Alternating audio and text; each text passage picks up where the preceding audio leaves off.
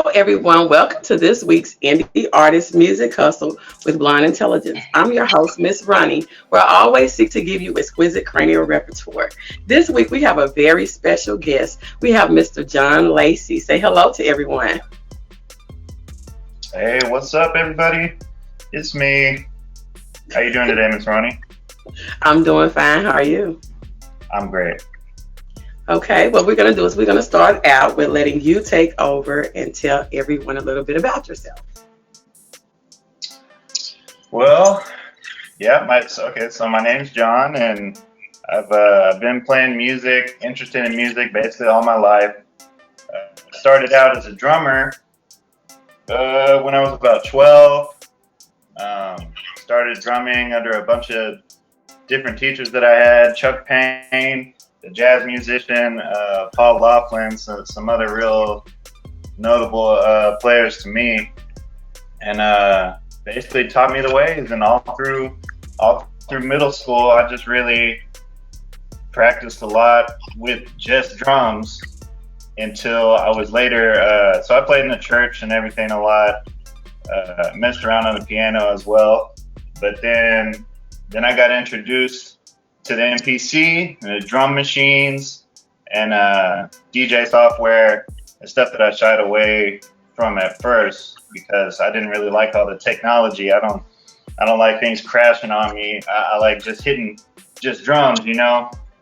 So I kind of just transitioned into that, started producing, DJing, and I'm a family man, a husband, a dad.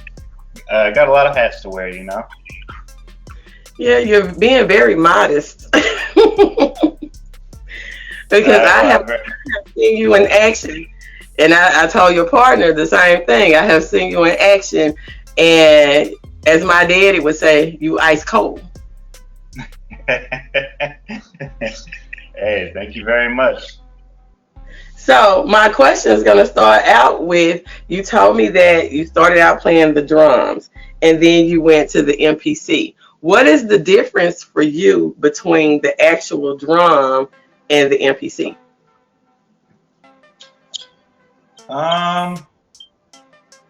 Well, the drums, just because it's an acoustic instrument, so it's literally came from a tree and a stretched skin. You know what I'm saying? That goes over it and makes a noise. So I guess, just the MPC being digital and a drum set being completely acoustic, it gives it a different feel, but they've came a long way with sensitivity and the pads to where you can really sound off on it like a real drum set, you know? So which one do you think requires the most skill? Ooh, that's an interesting question. It's different kinds of skills, because that drumming is all really muscle memory, and stuff that you practice and you get better at the more you practice. With the MPC, if you're talking about just tapping on it like a drum set, I guess you could say that, but the MPC is like its own little brain, so it's like kind of like Photoshop or something like that, where you could do one thing a million different ways. It's a lot more intuitive. It's just a computer, you know what I'm saying? So I would say maybe it takes more natural skill to play a drum set, but it's a different kind of skill, and it might be a little bit more advanced in how to work this MPC, you know what I mean? I'm a drummer 100%, so. I would agree with that, because with a traditional drum set, you're not just using just your hands, you also have to use your feet. So yeah, and you're right about that. A lot of that's overlooked. So tell me, what is your, I would say, procedure that you use when you're making a beat? It just depends how I'm feeling, honestly.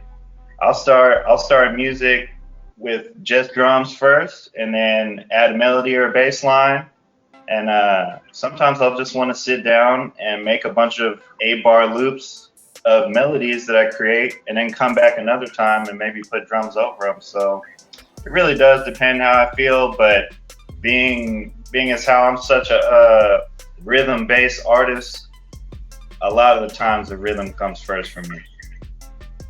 Okay. So, with you being a producer, what would you say is your strongest genre for producing? Because a lot of times producers can produce all type of music. And I had one to tell me that they normally do what a person come to them and want. But what do you think is your strongest genre for producing? That's tough to say. I think if I put my mind to something and really try to nail it, I could do it. You know what I mean? But maybe just recently, I feel like the sample-based music, chopping samples.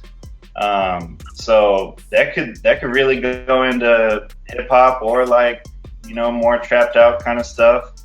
I just found I have a knack for that, for messing with samples actually, and putting my drums over them. So I'd say if I had to give you an answer, probably just anything sample-based recently. That's just recently though. What do you think you could do with some rock and roll? Hey, I used to be into heavy metal and all that. Honestly, like I got into a mosh pit and dislocated my kneecap. And after that, like that moment scarred me so much. I was like, you know what? I'm done with all that music, period. So I didn't even, so I haven't really been listening lately, but I used to be up on rock. I used to play rock. I still love Foo Fighters, Red Hot Chili Peppers, all that too. So I have chopped a rock song. Matter of fact, yeah, my friend Josh Taylor wanted me to remix one of his songs, and he's actually a praise and worship artist, but they make like rock music. And yeah, I chopped it up, made 2 beats out of 2 of his songs for him to reuse. Okay. So you like more than just hip hop. So it's hip hop and rock. What else do you think would make up the sound of John Lacy?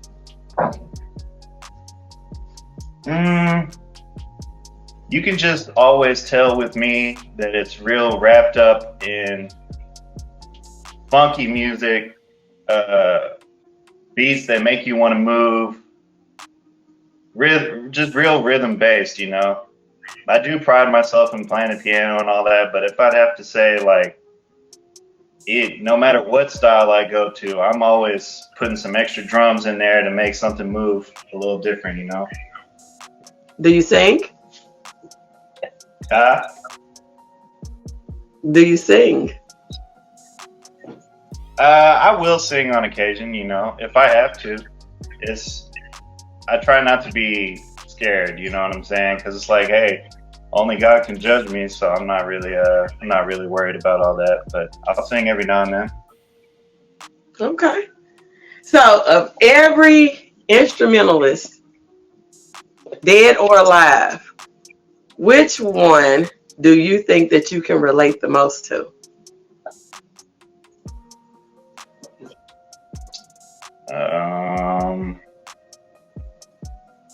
Instrumentalist.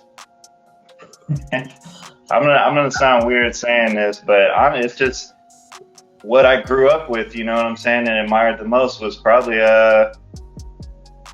Kanye. I feel like he just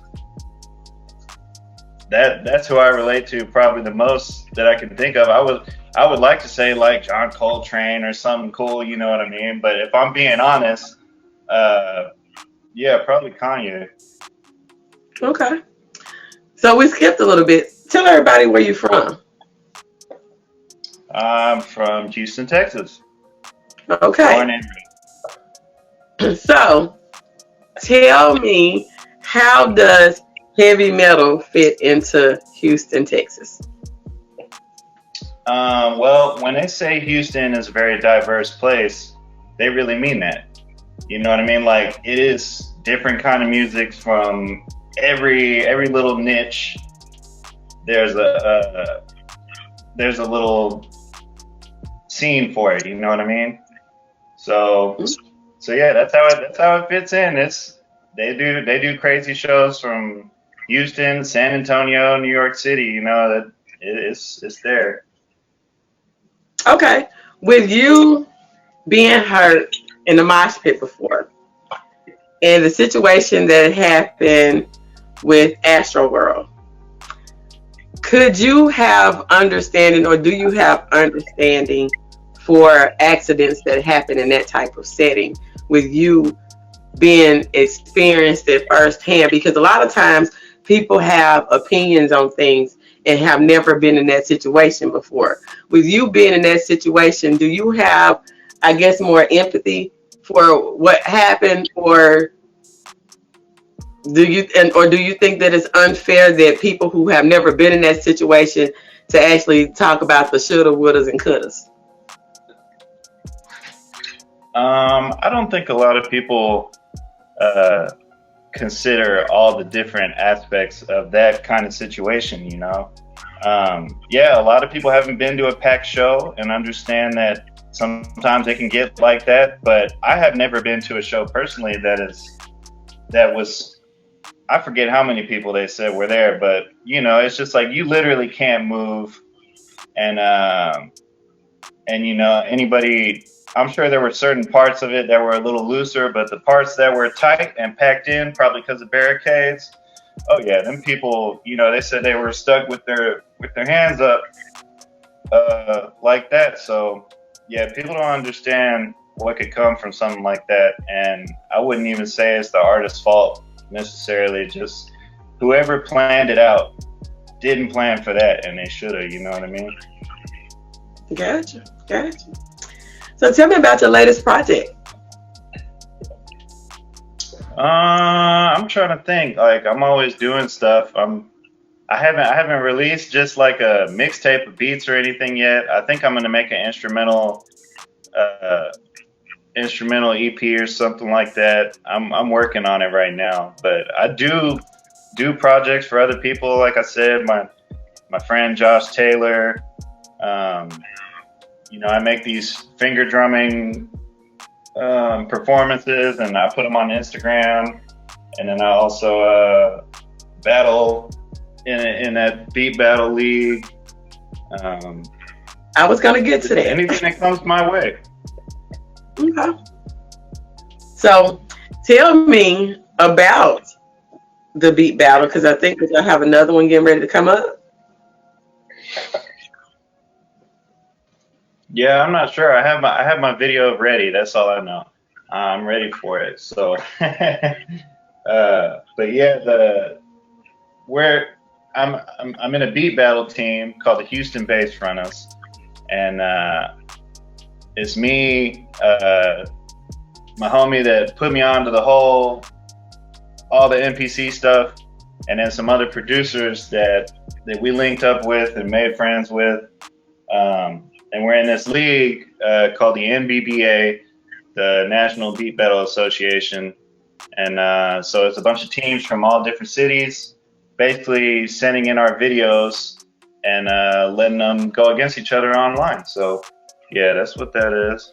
I want you to compare two collaborations that you have had. One that has been a collaboration from hell but was very successful, and one that was a great collaboration but the actual project wasn't that successful. What are your takeaway points from each collaboration? I feel like sometimes just not to take too long. You know what I mean? Because if you spend a long time on something that doesn't work out, or something that you stress on and it doesn't work out, then it feels a lot worse. You know what I mean? So I kind of like to just treat everything like it's a shot in the dark, and just to put it out, you know, and trust my gut. And if it doesn't work, then you know I won't be so hurt if I just stake my claim on it. You know. Okay. Now, Tell me about being a DJ. Yeah, that's something I hadn't really been talking about it for a while, because I wasn't interested in DJing. I actually really didn't want to do it, and my homie convinced me. Um, and hey, the first time I got a little taste of some money doing it, I just kept doing it. You know what I mean? That's what kept me on it, honestly. But I actually learned to appreciate it and love it. And I actually do it with the drum machine, with the MPC. So what I do looks a little different compared to uh, most DJs. But yeah, a lot of weddings I'm trying to do, parties here and there. But yeah. I've seen some footage of event that you did, and it's like you give a live show within a live show. So if anybody book him, you are getting your money's worth. So what made you come up with that style of DJing? Because it's actually really different than what regular DJs do. It's like you take the good songs, it'd be a good playlist, and then you would chop it up and everything. So what made you start doing it that way? I think I really had to start from scratch because nobody DJs with an MPC, or not a lot of people do. I don't know, but so some people will do it with the pads. You'll see them DJing with pads. So I kind of took a little from that, but just took it straight to the MPC to where I'm mapping all these little buttons on my MPC to control the DJ software. And as far as performing and why I do it like that or how I began to do it like that, is because that's what I am. You know what I'm saying? I'm just a performer. So that's the easiest thing for me to do is put drums over something. So if all I have to do is have one MPC controlling and DJing, mixing songs together, and then I got another MPC where I'm going crazy on the drums, just having fun, So you had never had any formal education in any of that? In DJing or drumming, you mean? I mean, in any musical aspect at all? Well, I guess these were private teachers that I've worked with, that I mentioned before in the beginning. And I think I took piano lessons when I was a kid or something, but nah, nothing. I never, in school, I never did band. Because hey, they practice till 9 p.m. every day.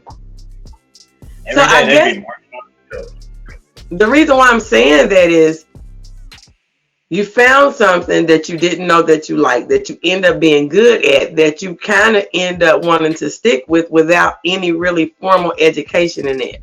So what advice could you give to, let's just say if you was talking to a group of 13-year-olds, what advice would you be able to give them from your own personal experience? Probably what you put in is what you're gonna get out of it. So a lot of what's most important is knowing how to practice well. You know what I'm saying? If you know how to practice good, then the sky is the limit.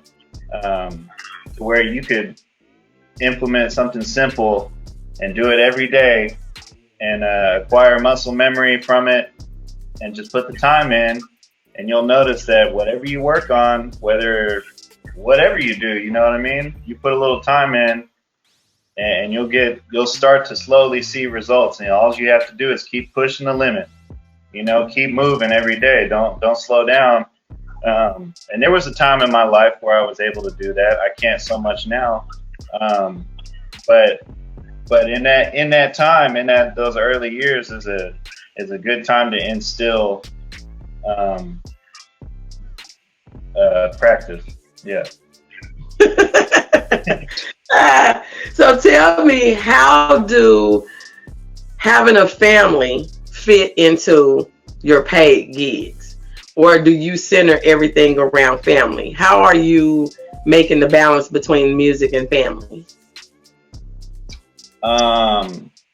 Yeah, family is completely and utterly first for me, in every sense of the word.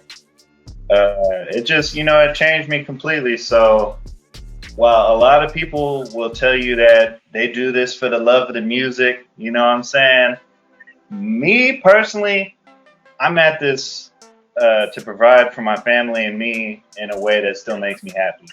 You know what I mean? So honestly, uh, yeah, I'm trying to provide in all things that I do because my sons are only 7 and 4, so I got to stay on the grind. And if my family don't eat, you think I'm up here tapping around and playing keyboard? Nah. So I know you told me that you collaborated with several different artists.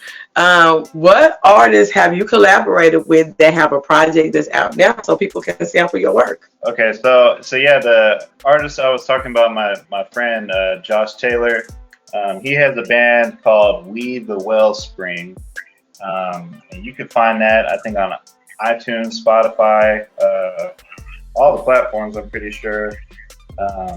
We got a single that that's the remix that I was talking about, Okay. where I flipped one of his songs. I flipped a rock song. Okay. I look forward to it. It's called Good. Okay. And then I'm also on his album, in a song called Bitter Things Sweet.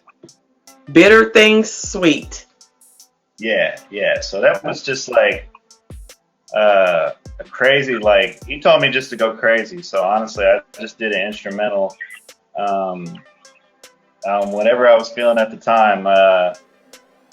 And so like I don't have so much music out with a bunch of different people right now. Because honestly, like, I only started producing like 6 years ago or something like that. So I kind of just started a couple of years ago, really making fire and stepping into my lane. So I'm planning on getting it out there, but you know what I mean? A lot of these artists want stuff for free, and you and me both know that's not what I'm about. So I was able to make a little lane for myself DJing and actually getting money to provide for myself. And I'm looking at really trying to put my music out in commercials and media and getting little placements like that, because I can make off the cuff stuff as well. And I'm not really trying to depend on one thing. You know what I mean? So Gotcha. if somebody comes at me appropriately and correctly, I'll honor that. I'll work with a budget too.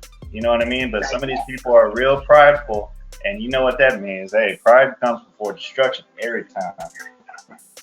Look, I talked about egos several times, especially working with independent artists. Even doing this show here, I would have a problem with sometimes people will set the appointment up and then don't show up. And I interview a media person from Trinidad, and she was saying that was the reason why radio stations didn't want to work with artists, because they make costly mistakes and things that they don't feel like is a big deal is actually a big deal.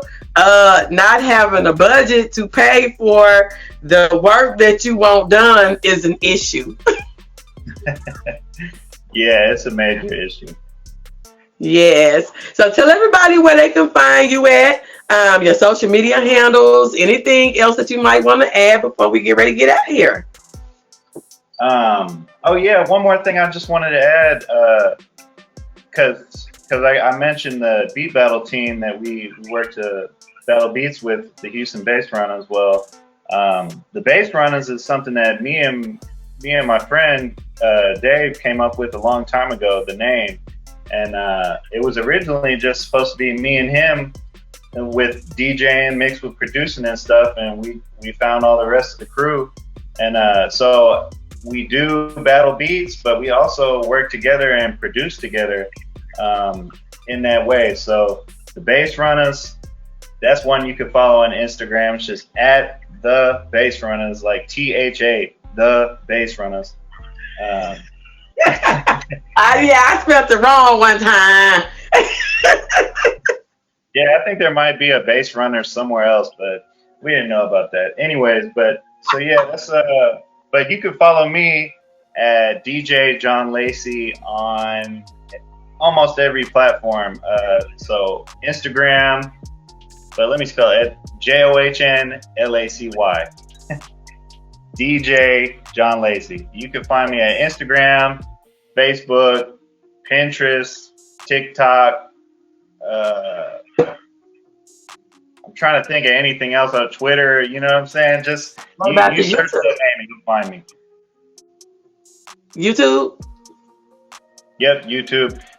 Oh yeah, I meant to mention. I got videos on my YouTube of me doing finger drumming from all the rounds that I did last year in this beat battle thing. I was doing finger drumming rounds and going crazy, and I posted them up on YouTube. So yeah, if you search up DJ John Lacy on YouTube, you'll find all that too. And y'all, I'm telling y'all, he ice cold now. He ice cold. Appreciate you. Thank you for talking to me today. Well, I thank you for coming. And you can find us on podcasts on all podcasting platforms. You can find us on YouTube, Instagram, and Facebook video. And remember, look for him on YouTube. You can see everything at DJ John Lacy. Thank you for coming. Thank you. Have a nice day. Bye.